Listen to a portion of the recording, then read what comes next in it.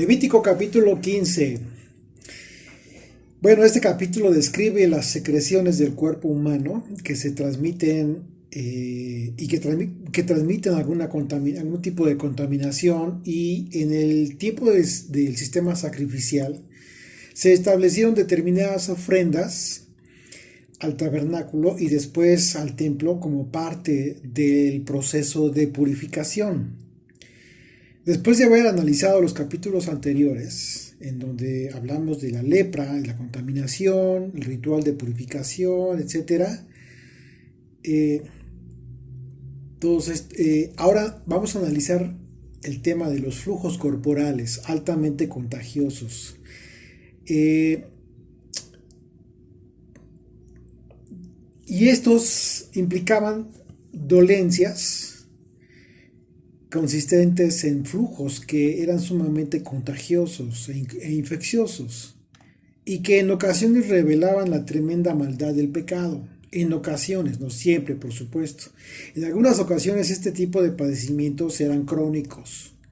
En este capítulo vamos a ver que los flujos que eran y son en un momento dado pueden ser naturales, tanto en el hombre como en la mujer, pero también veremos que en ocasiones el cuerpo puede llegar a tener secreciones que no solo representan una contaminación para la persona que los tiene, sino que pueden llegar a representar un grado de contaminación para otras personas.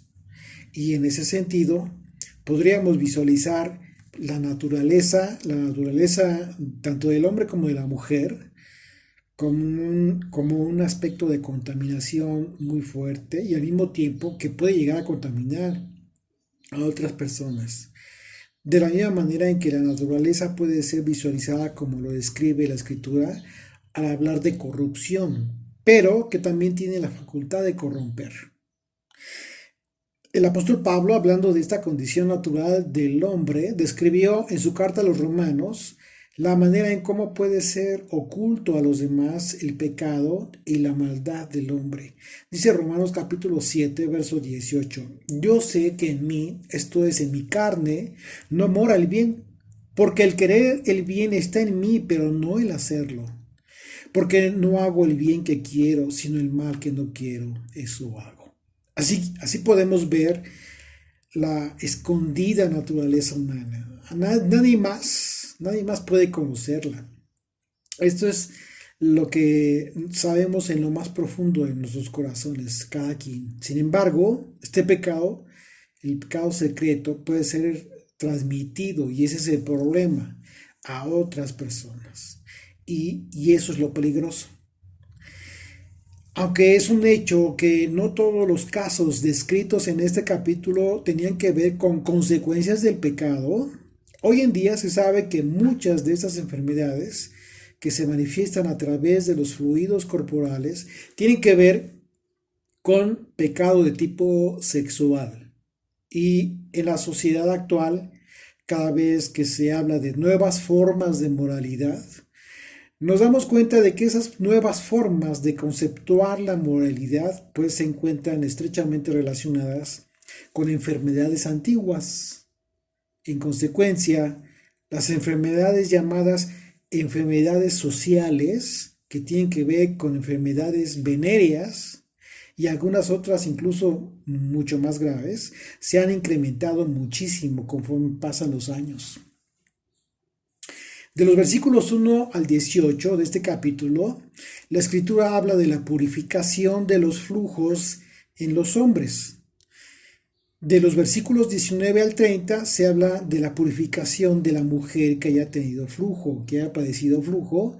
Y finalmente, de los versículos 31 al 33 de este capítulo, pues se describe la característica de estos flujos, así como las reglas inherentes a ambas impurezas.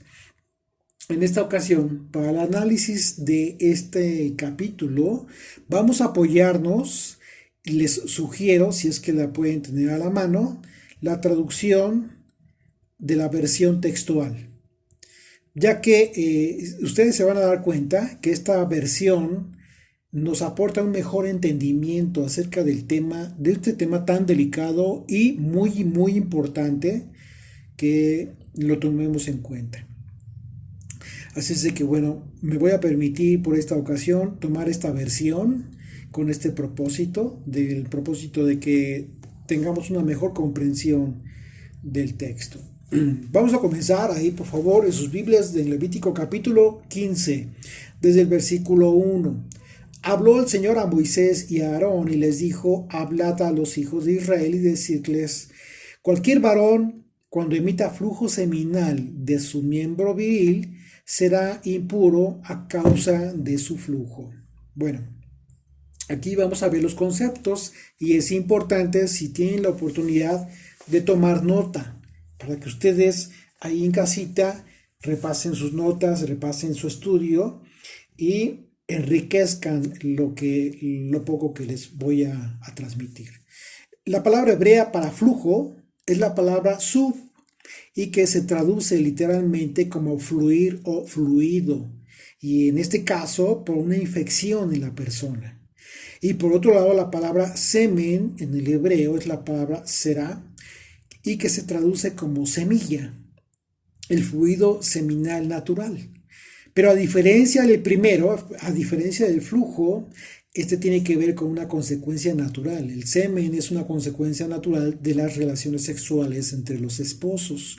Aquí mucha atención, los esposos, porque este tema es muy, muy, muy importante y quizás se van a despejar algunas dudas. Esa es mi intención de muchos que tienen con relación a este tema tan delicado y muy, muy importante, por supuesto.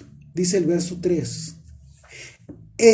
Esta será la norma sobre la impureza del varón por su flujo. Él tendrá, nuevamente, verso 3 dice: esta será la norma sobre la impureza del varón por su flujo, sea que su miembro emita su flujo o que esté obstruido por su flujo, él tendrá su impureza. Cualquier lecho en que se acueste, quien padezca gonorrea será impuro, y todo aquello sobre lo cual se siente impuro quedará.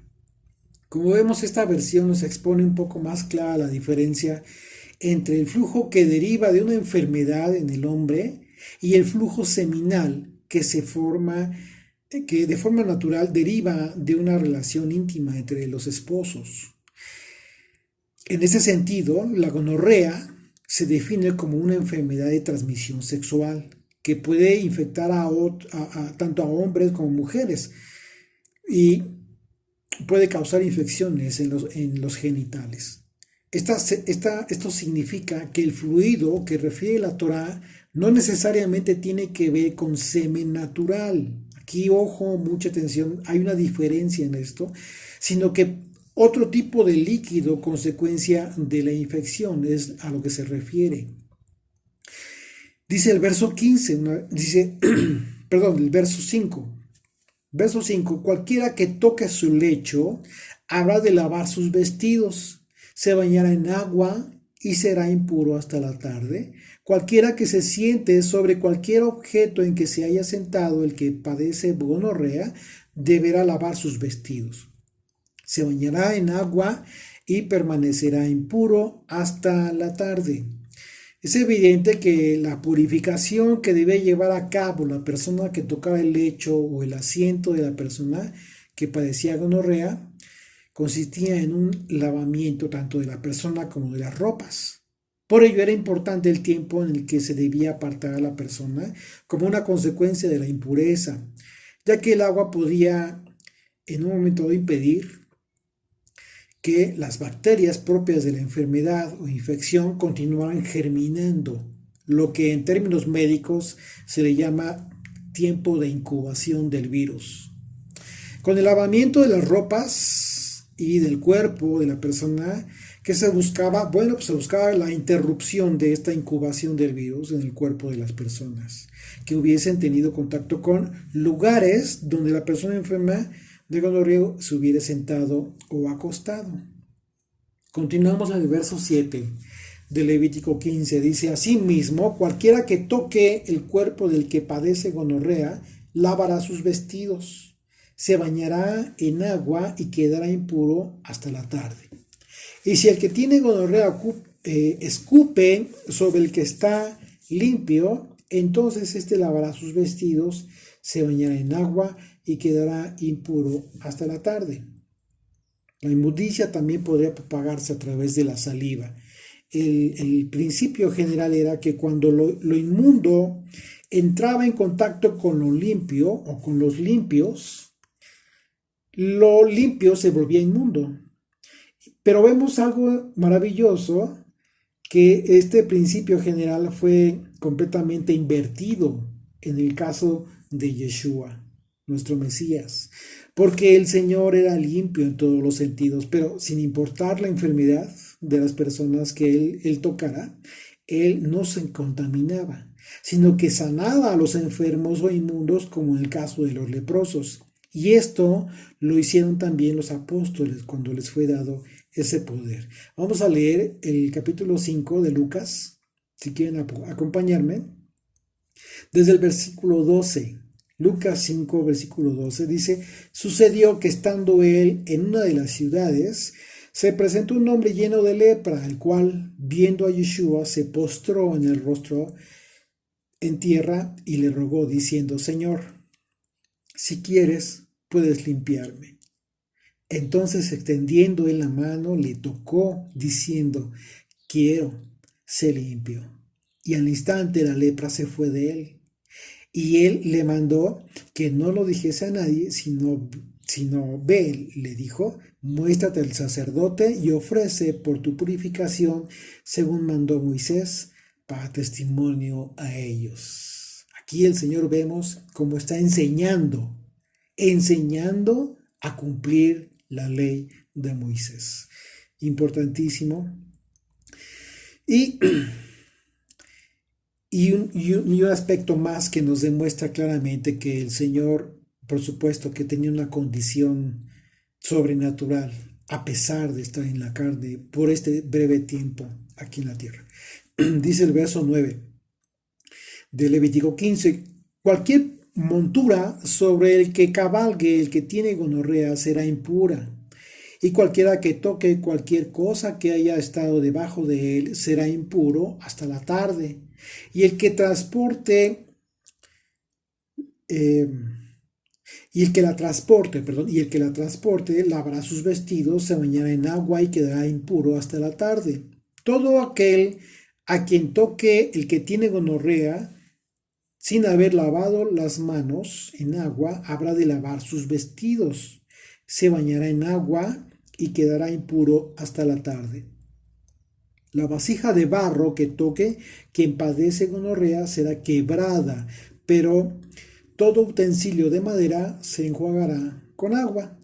Recordemos que en capítulos anteriores hemos analizado las propiedades del barro, que es un material que después de haber sido contaminado se puede, se puede lavar, pero ya no queda limpio totalmente, porque el material mismo, el barro, absorbe la impureza, absorbe fluidos, absorbe todo lo que en un momento se coloque ahí, y por lo tanto pues debe desecharse, debe romperse para evitar que vuelva a ser usado, a diferencia de los utensilios de madera que sí se podían lavar con agua y volver a ser utilizados.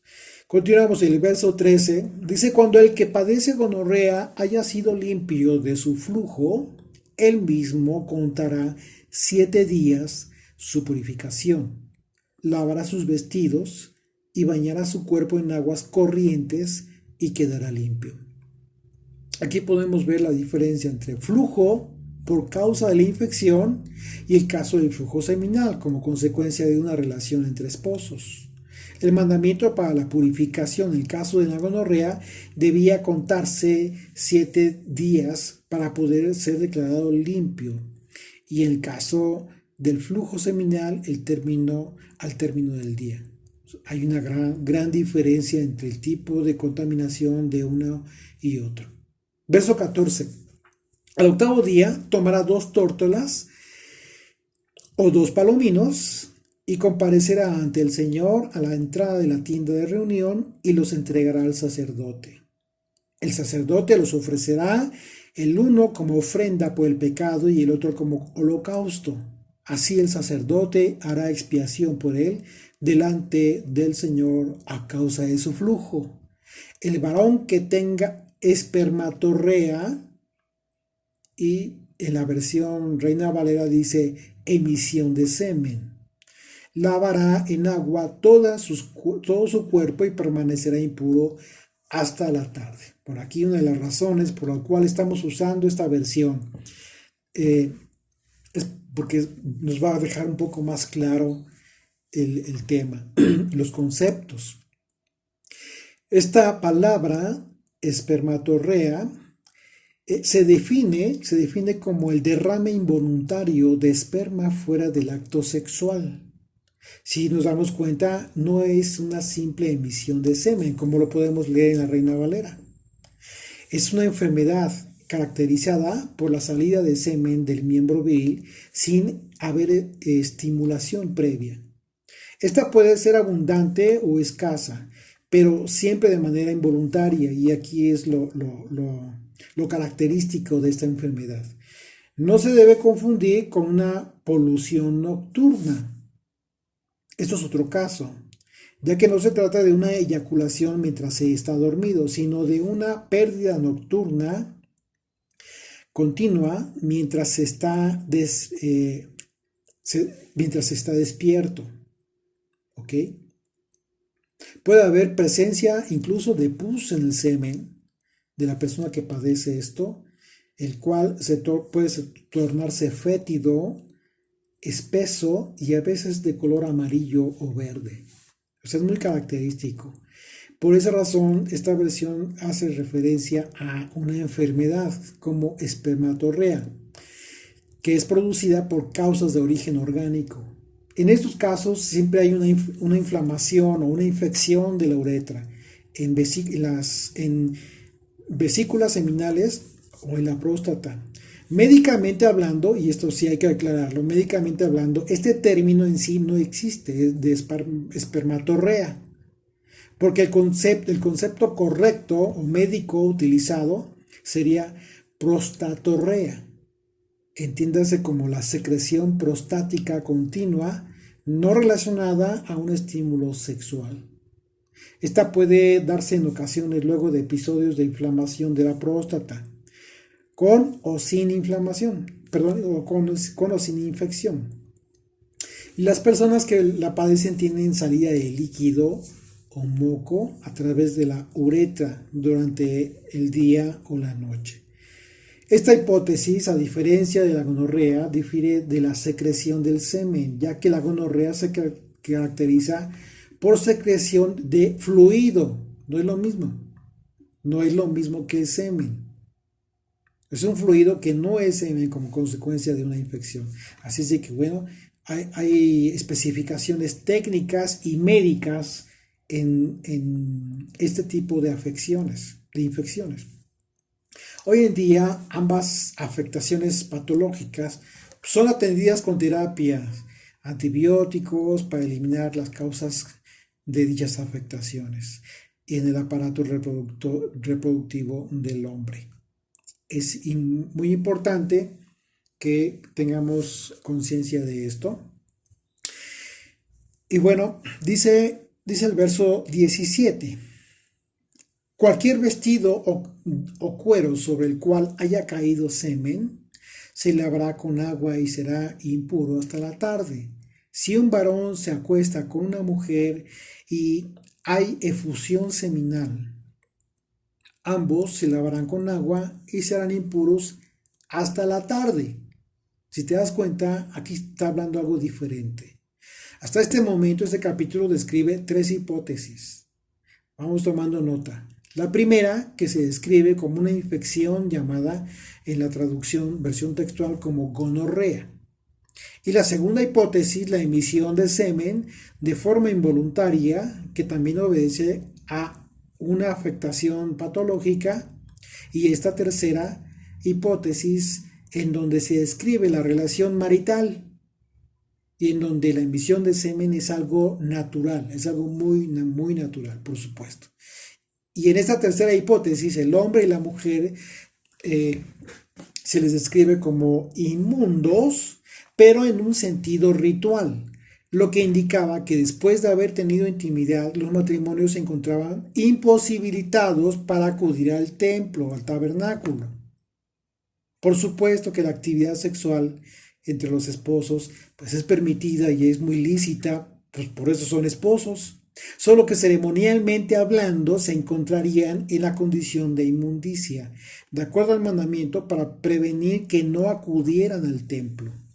Y esto tiene un trasfondo muy importante, porque en la antigüedad este mandamiento representó un contraste total respecto a la práctica que tenían los pueblos paganos, ya que era precisamente en los templos de sus dioses en donde se practicaba la prostitución para agradar a sus dioses paganos. Mientras que en el templo, el templo de Dios, en el tabernáculo, el pueblo de Israel separó totalmente el aspecto sexual con el lugar en donde se encontraba la presencia divina. Aquí podemos ver el trasfondo de esto tan importante.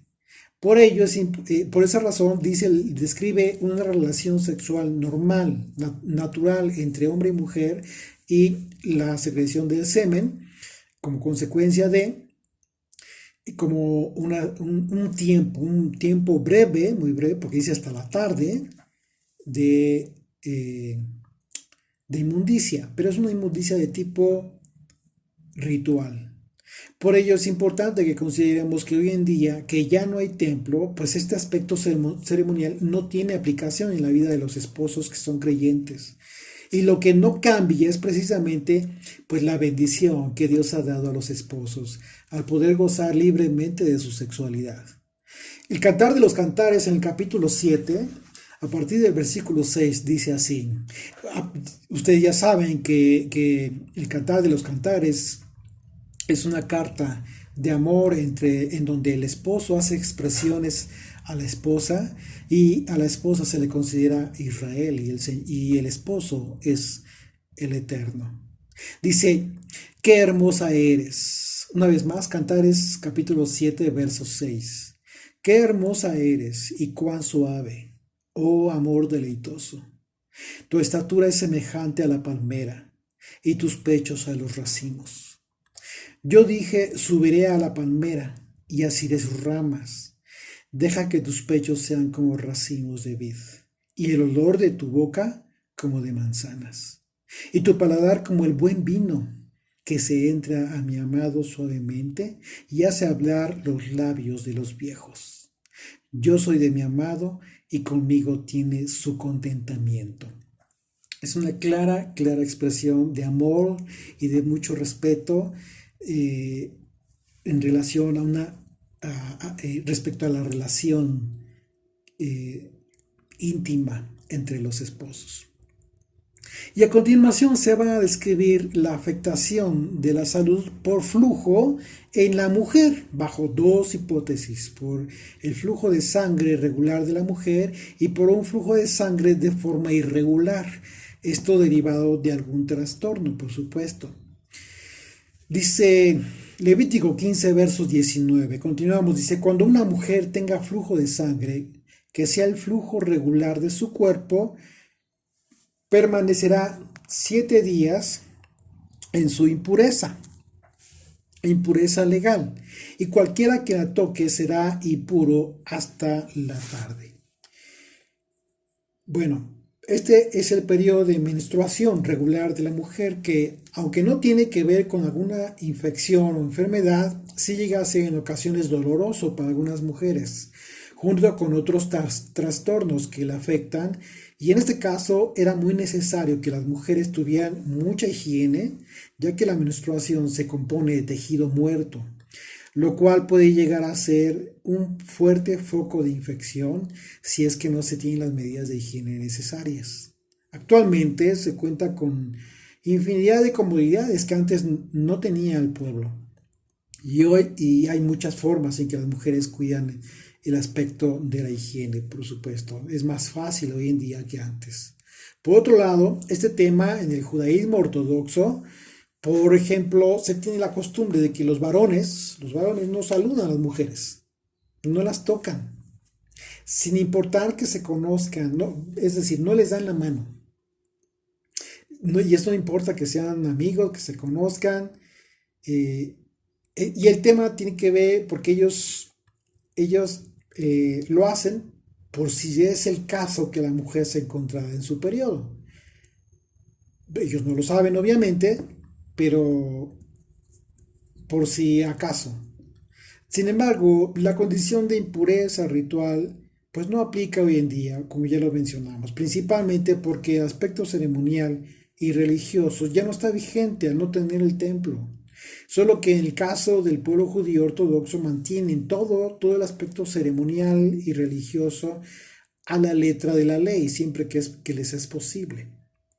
Ellos, por el momento, aún no entienden que la presencia divina y la santidad de Dios ya no está en un lugar físico, sino que está entre su pueblo. Así que la forma de entender estas restricciones pues, ha cambiado de forma radical, por supuesto.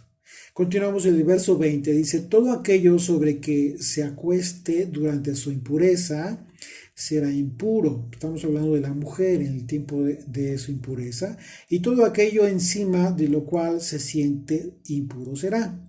Cualquiera que toque el lecho de ella lavará sus vestidos, se bañará en agua y quedará impuro hasta la tarde. Asimismo, todo el que toque cualquier objeto sobre el cual ella se haya sentado, deberá lavar sus vestidos, se bañará en agua y quedará impuro hasta la tarde. Y si hubiere alguna cosa encima del lecho o encima del objeto sobre el cual ella se haya sentado, al tocarlo, uno quedará impuro hasta la tarde. Si un hombre yace con ella, aún así, y su menstruo se vierte sobre él, será impuro por 7 días. Y toda cama sobre la que él se acueste será impura. Bueno, como vemos, este mandamiento pues es una prohibición expresa para que los esposos tengan relaciones sexuales durante el flujo regular de la mujer, durante su menstruación.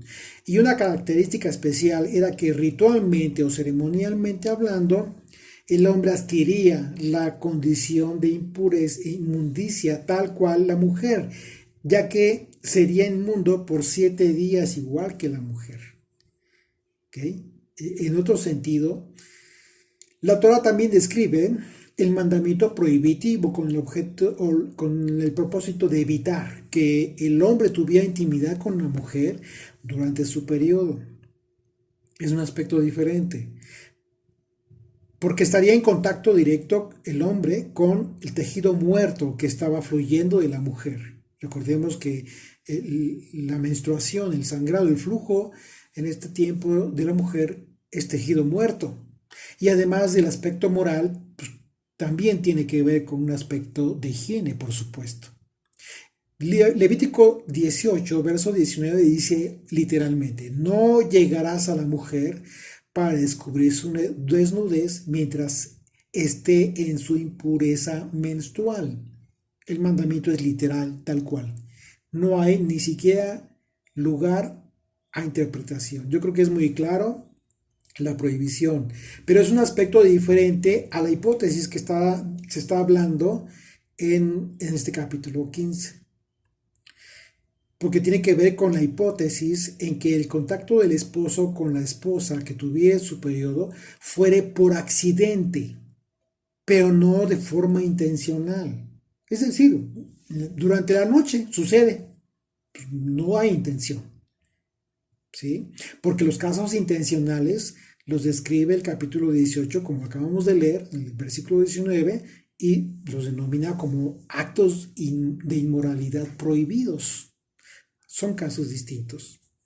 El profeta Ezequiel, hablando del hombre que fuera justo vivirá, y el que pecare morirá, habla del hombre que se abstiene de tener intimidad con la mujer menstruosa. Dice Ezequiel 18, verso 5, a partir del verso 5.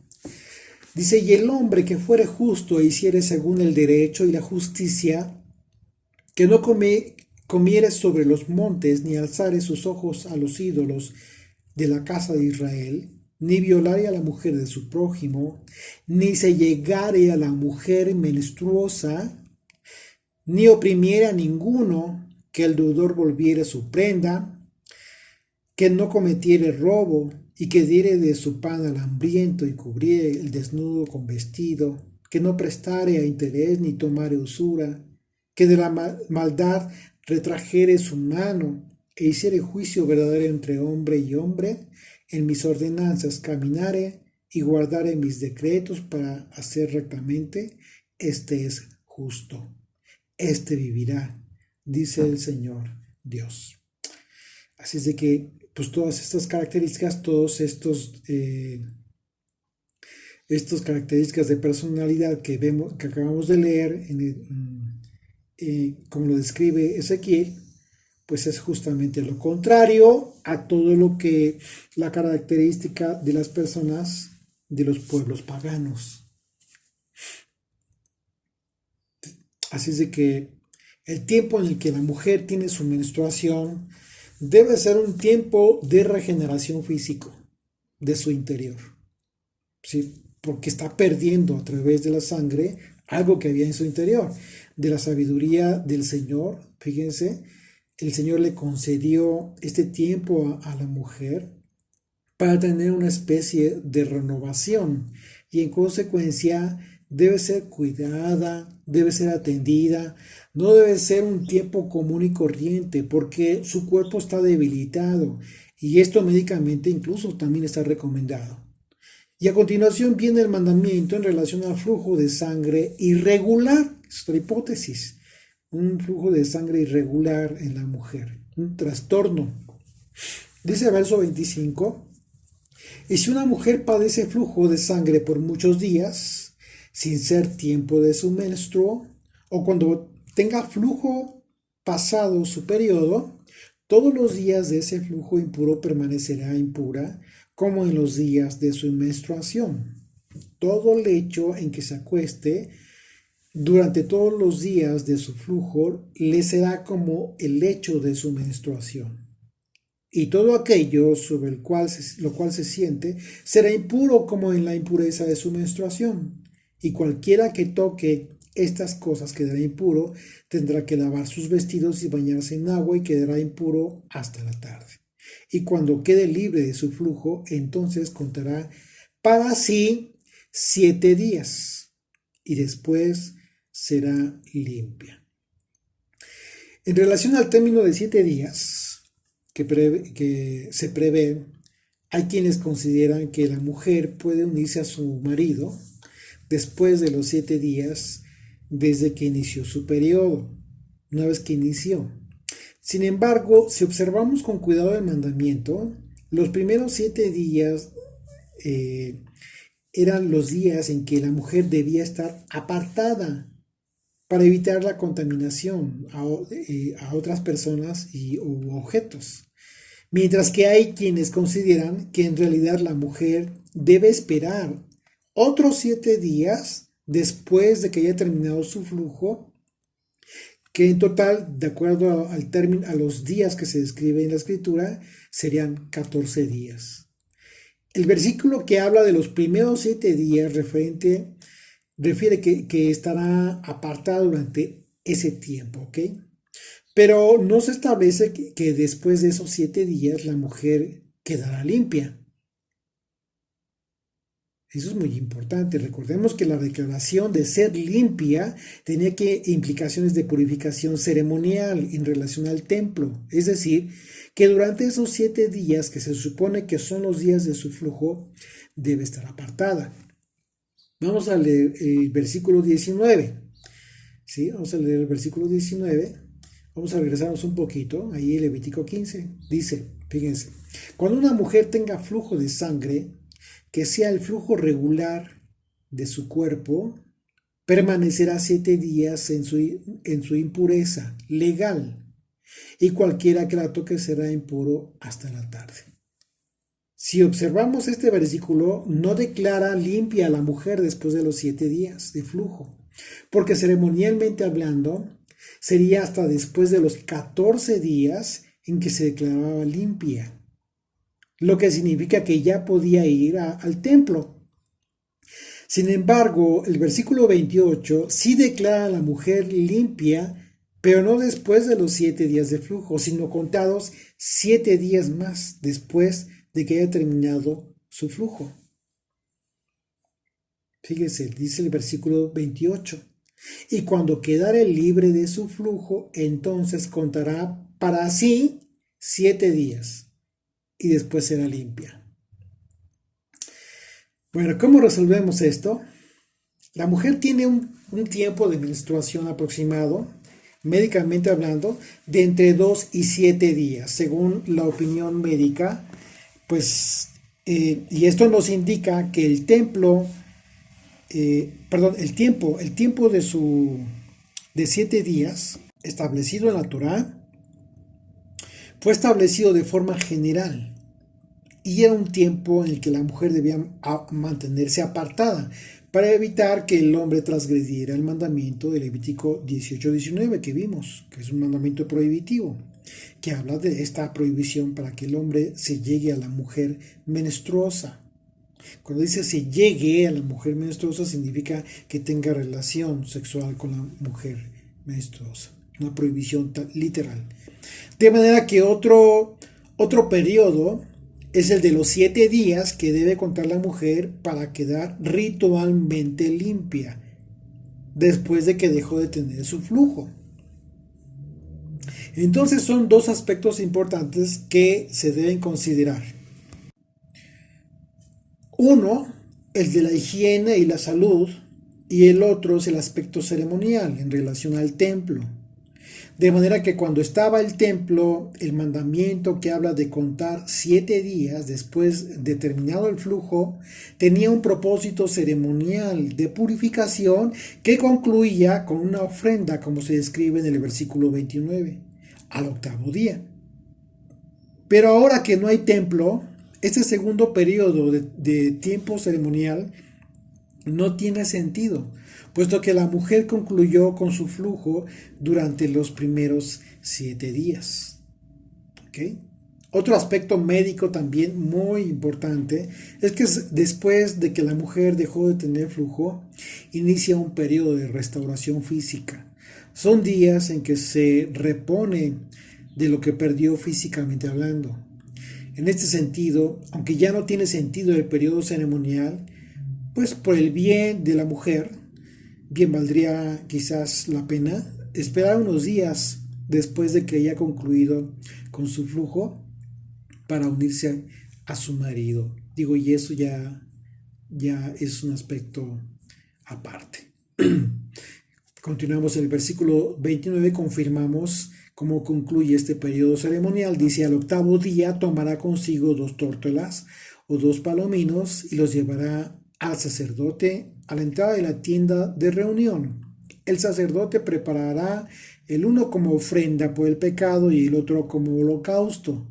Así el sacerdote hará expiación por ella delante del Señor a causa del flujo de su impureza.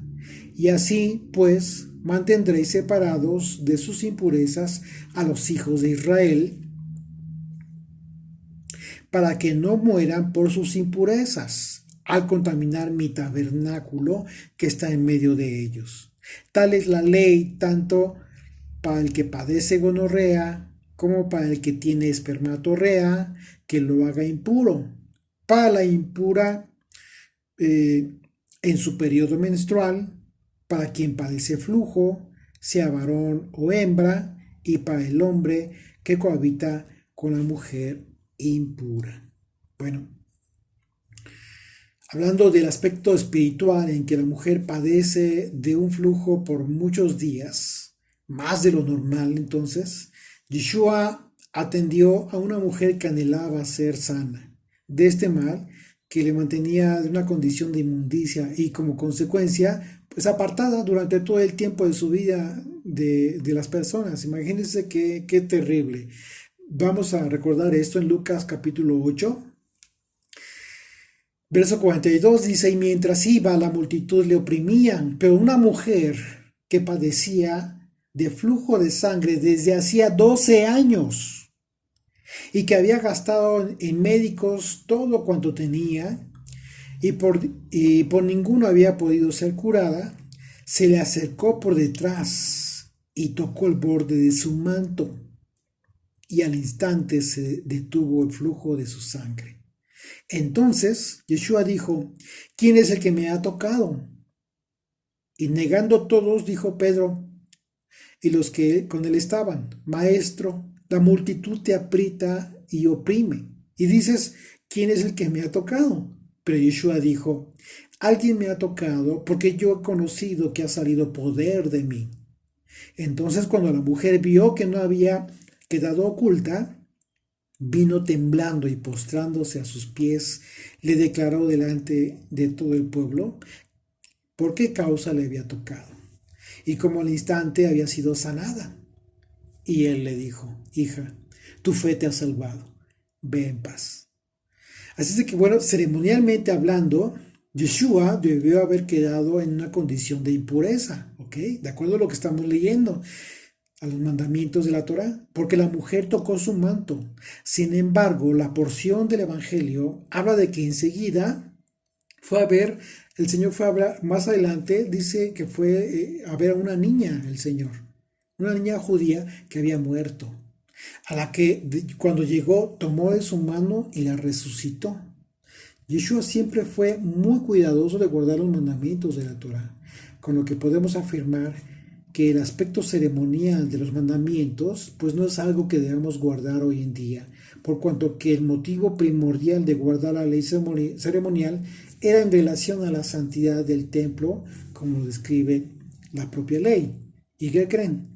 Ahí estaba Yeshua.